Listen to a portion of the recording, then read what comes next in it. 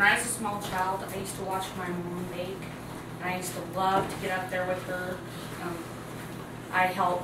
My favorite part was measuring and putting stuff in the bowl, and then she'd stir it up, mix it together. As soon as she'd turn around to turn on the oven, preheat it or anything like that, I often would sneak my hand in there and sneak part of the food that we were making, a lot of the dough, and then she'd turn around and I'd try to, hide my face so that she couldn't tell. Now I'm a mom and I bake with my children a lot, and I find that it's a fun opportunity for us to connect and spend time together. You can bake a whole bunch of different type of things, and it's a way for me to pass on my family's recipes so that they're not forgotten. By the end of my demonstration, hopefully you will have the basic knowledge to be able to make just basic bread dough, and then you can pass that on to your family. I started baking on my own when I was about 11 years old.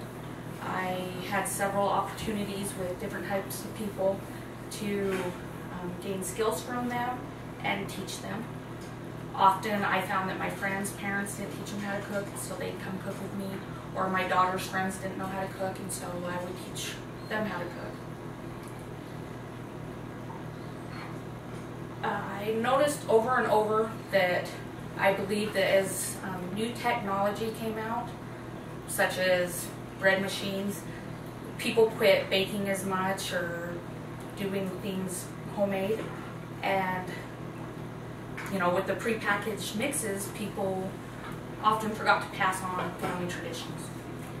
So today I will pass on to you the lost art of bread making. We will share my recipe. The one that I'm going to show you was first taught to me by a lady named Jennifer Probart. Same recipe as my mom used, but in reverse. I'll show you how to put it together and some of the delicious foods that you can make with it. Your first step is decide what you want to bake, which we have. We're going to do the basic bread dough. Make sure that you have all your ingredients before you start, or you're going to find that you're going to end up running to the store. The first thing I do is take 2 cups of boiled water, because I have a hard time making the water room temperature. You don't want it too hot or too cold because it can kill your yeast or not activate it. Then I take 2 cups of cold water and add that to it, and it makes it the right temperature. After that, I'll add a tablespoon of salt and 10 to 15 tablespoons of sugar. Now that depends on what you're making. If you're making just bread, you may want to use 10. If you're making cinnamon rolls, you may want them a little sweeter, so then you can go up to 15. I usually don't go above that because the bread tends to be too sweet. What I've just done is added 2 packets of yeast to a half cup of lukewarm water, and there was also a tablespoon of sugar in there that helps activate the yeast faster. Only stir that, and then as you're doing the rest of your bread recipe, that'll rise. After it rises, you add it to it.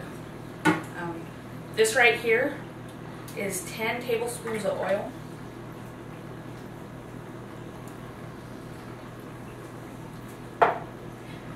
Then you'd wait for your yeast to rise, usually takes a couple minutes, and then add your flour. Flour usually is between 12 and 16 cups, depends on how well you've measured your water. This right here is dough that I already have prepared. I've let it rise. You want to keep it in your bowl and keep it covered so that the warmth will stay and help your dough rise. You want to make sure you let it rise for at least an hour.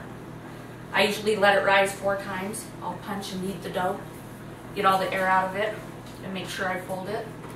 And then I add it back to the bowl and recover it and let it re-rise.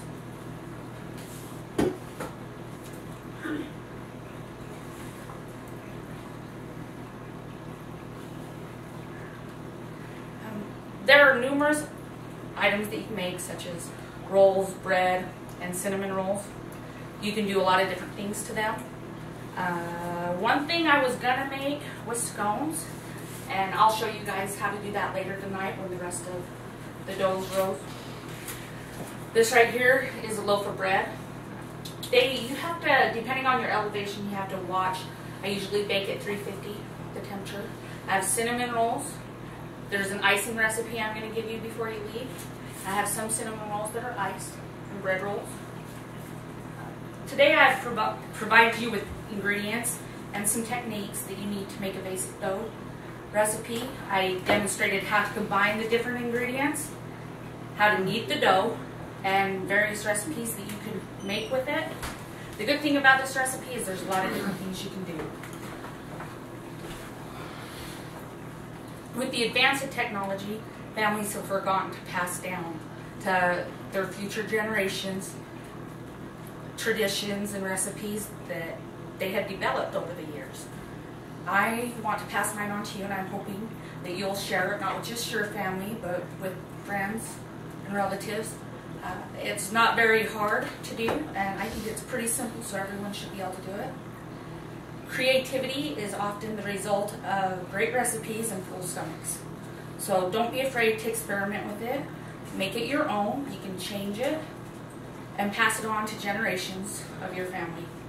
Thank you.